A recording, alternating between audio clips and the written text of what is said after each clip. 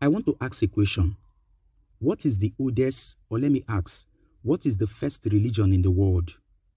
This question is very important because we are going to see where every other religion borrows their religious ethics and dogmas from.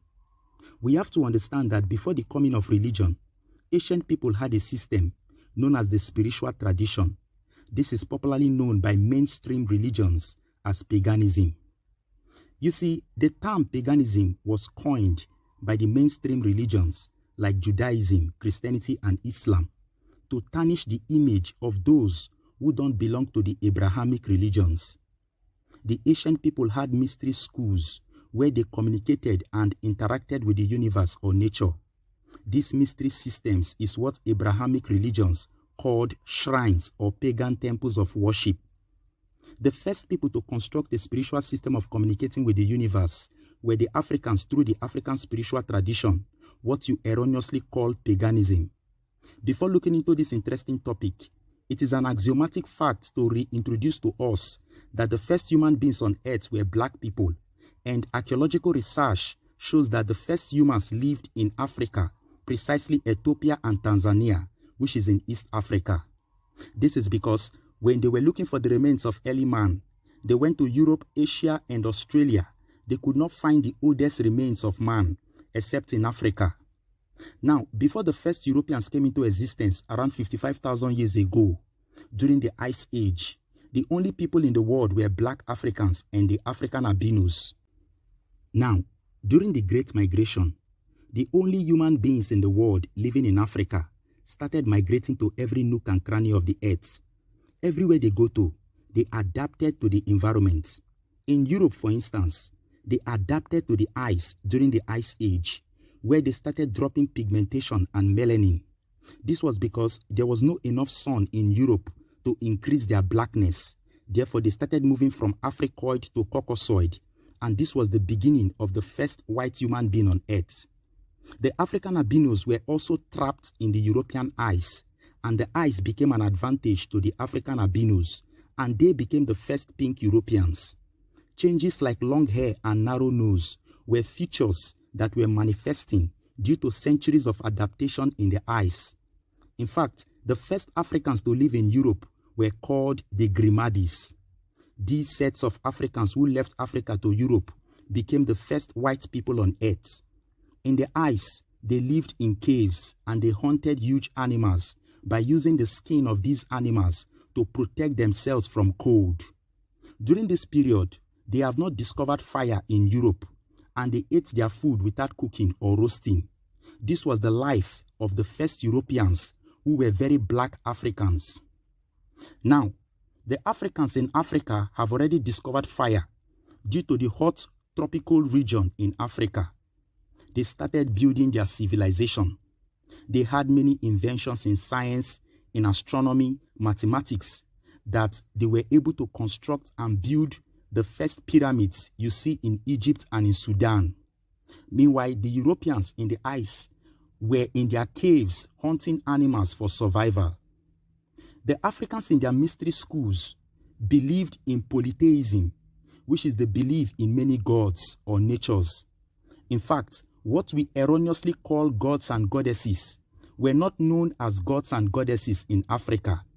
They were referred to as natures or neteru, because the Africans saw the universe as nature. I need us to understand that all the concepts, mythologies, and ethics you see in the Abrahamic religions were first known by the Africans in their mystery system. For instance, in the African spiritual system, the idea of man being created from the dust was recorded on the walls of ancient Egypt, where god Khnum was seen making man through his potter out of clay. The story of a brother killing his brother out of jealousy was known by the Africans, where Seth killed his brother Osiris out of envy and out of jealousy. This was the story they copied as Cain and Abel. The Africans in their mystery systems had the first story of a dying and resurrecting Christ. They were the first to write out the story of Horus or Heru, who came to avenge the death of his father Osiris. They were the first to document the story of Horus or Heru, who had 12 disciples, walked on water, raised the dead, born by a virgin mother named Isis, and the first to die and resurrect. This was where they copied to write the story of Jesus in the New Testament. During this time, Abrahamic religions were not in existence. Abraham, Moses, Joseph, Solomon, Jesus, Allah, and Muhammad were not in existence during the period the Africans were communicating with the universe through the sciences of astronomy. Yes, I said what I said. Our African ancestors were the first to develop the science of astronomy, and they saw God in the stars, sun, the moon, the air, moisture, and everything natural. Now, during the 18th Egyptian dynasty, Queen T and her husband, King Amenhotep III, had a son named Amenhotep IV, and the central deity worshipped in Egypt during this time was Amen-Ra, who is the Egyptian sun god, irrespective of other gods that were in existence, since the Egyptians were polytheistic in nature. You see, when their son Amenhotep IV became the new pharaoh in Egypt, he decided to change the polytheistic system of his people to a monotheistic system, thereby inventing the first monotheistic religion in the world.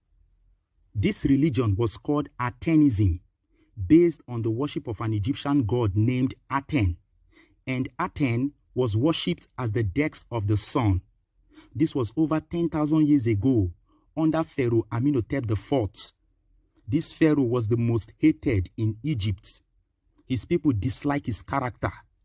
He was the one who changed his name from Amenhotep, which means servant of Amen-Ra, to Akhenaten, which means servant of Aten. He was the first person to introduce the concepts of monotheism, which is the belief in one God, thousands of years ago, before Abraham and Moses. You see, this singular act made his people to revolt against him, and Akhenaten moved the capital of Egypt from Thebes to a new place named Akhenaton, which means the place where Aten will be worshipped effectively. After he died, his son Tutankhaten decided to change his name to Tutankhamun, which means a living image of Amen-Ra, the almighty Egyptian sun god. His son refused to follow the political steps of his father. That is, Tutankhamun refused to follow the step of his father, Akhenaten.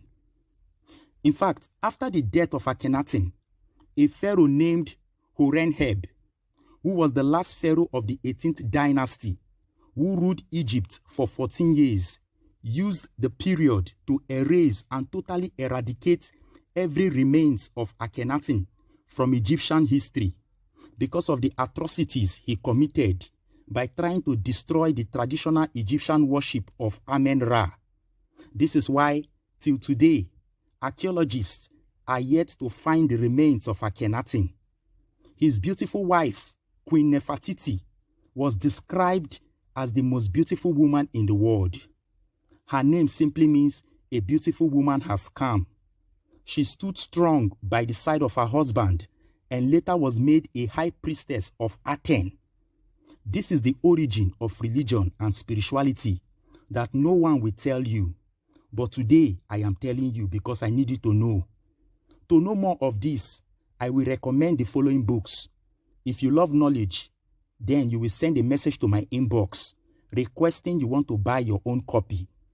These books are all in soft copy PDF, and they will help change the wrong narrative about our African ancestors and proffer solution to our African problems. We have the Egyptian Book of the Dead and the Papyrus of Ani, the 16 crucified Christ before Jesus, the 12th planet, the untold history of the black race and the fall of African civilization, the destruction of black civilization, general history of Africa, the books of Enoch, and many more. Subscribe to my YouTube channel at Ebenezer Heru today to know more of the things I teach.